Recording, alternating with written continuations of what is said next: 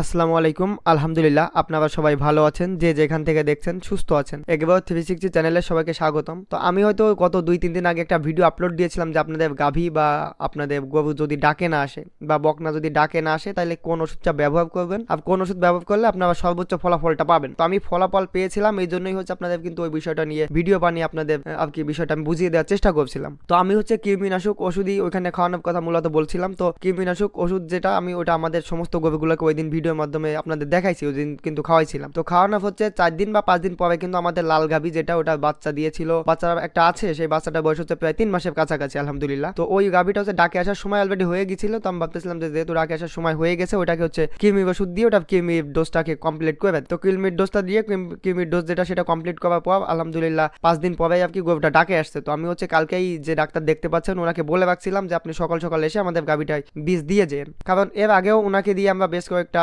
মানে বীজ দিছি আমাদের বাড়িতে। তো যে বাচ্চাগুলো বের হয়েছে আলহামদুলিল্লাহ বাচ্চাগুলো যথেষ্ট পরিমাণ ভালো হয়েছে। আর উনি বীজ দিলে সেক্ষেত্রে দেখা যাচ্ছে কি একভাবে আর কি আমাদের বীজটা থেকে যায়। অনেক সময় দেখা যায় যে অন্য ডাক্তার দিয়ে 2 বার দেওয়া লাগে বা আপনার সেক্ষেত্রে আপনার ডবল টাকা খরচ হয়, কিন্তু ওনাবে দিয়ে যে কয়বারটা দেওয়ানো হয়েছে আলহামদুলিল্লাহ সব কয়ভাবেই দেখা যাচ্ছে যে একভাবে দিলে আলহামদুলিল্লাহ বীজটা থেকে যায়, সেক্ষেত্রে আমাদের আর ডবল খরচ হয়নি। এই জন্যই মূলত বেশিরভাগ সময় হচ্ছে উনাকে আর কি বলা হয় বীজ দেওয়া। তো আলহামদুলিল্লাহ উনি আসছে, উনি হচ্ছে শাহিওয়ালের যে বীজটা আসলে ওইটাই দিবে। তো আমি আপনাদের হচ্ছে এখানে কথা বলি, আপনারা গাভী লালন পালন করেন আর হচ্ছে ষাঁড় যেটাই লালন পালন করেন, তো গাভী যদি লালন পালন করে থাকেন তো অবশ্যই আপনারা যখন বীজ দিবেন তখন কিন্তু টাকার দিকে দেখবেন না। আপনারা বেশি টাকা দিয়ে যদি ভালো বীজটা দিতে পারেন তাহলে কিন্তু যে বাচ্চাটা আসবে সেটা কিন্তু আপনার 100% একটা পিওর বাচ্চা পাবেন। কিন্তু আপনারা যদি যে লোকটা বীজ দিচ্ছে ওনাকে যদি এইভাবে কিছু কম টাকা দিয়ে দেন তাহলে কিন্তু সামনের বার দেখা যাচ্ছে উনি আপনাকে ভালো বীজ দিবে না, মুখে বলবে যে হ্যাঁ ভালো দিছি, কিন্তু আপনার বাচ্চা যেটা বের হবে সেটা কিন্তু ভালো বের হবে না। তো এই জন্য হচ্ছে উনাদের আর কি সবসময় সন্তুষ্ট করে রাখার চেষ্টা করবেন, তাহলে দেখা যাচ্ছে আপনার বাচ্চা যেটা হবে সেটা আপনি মাশাআল্লাহ সুন্দর একটা বাচ্চা পাবেন। কারণ উনি যদি ভালো বীজ দেয় তাহলে তো অবশ্যই আপনাদের ভালো বীজ বা ভালো বাচ্চা অবশ্যই আপনাদের বের হবে। তো